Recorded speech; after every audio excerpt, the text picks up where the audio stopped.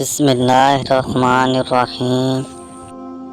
ایک نوجوان کو چوری کے جرم میں حضرت عمر رضی اللہ تعالیٰ عنہ کی عدالت میں پیش کیا گیا۔ جب تفتیش کرنے پر اس نوجوان کا جرم ثابت ہو گیا تو آپ نے شروع کے مطابق ہاتھ کاٹنے کا حکم صادر فرما دیا۔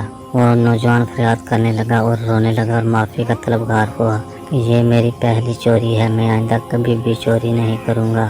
حضرت عمر رضی اللہ تعالیٰ عنہ نے فرمایا تم غلط ہو، تم نے پہلے بھی کئی چوریاں کی ہیں۔ آخر میں اس نوجوان کو اس بات کا اقرار کرنا پڑا کہ واقعی اس نے چوری کی ہے۔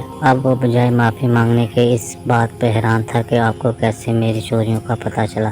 اس نے حیرانگی کے عالم میں پوچھا، اے امیر المومنین، میری پہلے کی چوریوں کا علم میرے اور اللہ تعالیٰ کے سوا کسی کو معلوم نہیں، آپ کو اس کی اطلاع کس طرح ہوئی؟ حضرت عمر رضی اللہ تعالیٰ عنہ نے فرمایا، اللہ تعالیٰ کسی کو بھی اس وقت تک ذلیل و خوار نہیں کرتے جب تک وہ برائی کی حد سے آگے نہ بڑھ جائے۔ سبحان اللہ، یہ ہے وہ عمر فاروق رضی اللہ تعالیٰ عنہ جن کو دیکھ کر شیطان بھی اپنا راستہ بدل لیتا ہے، اور ہمارے نبی اکرم صلی اللہ علیہ وآلہ وسلم نے فرمایا، اگر میرے بعد کوئی نبی ہوتا تو وہ عمر ہوتا۔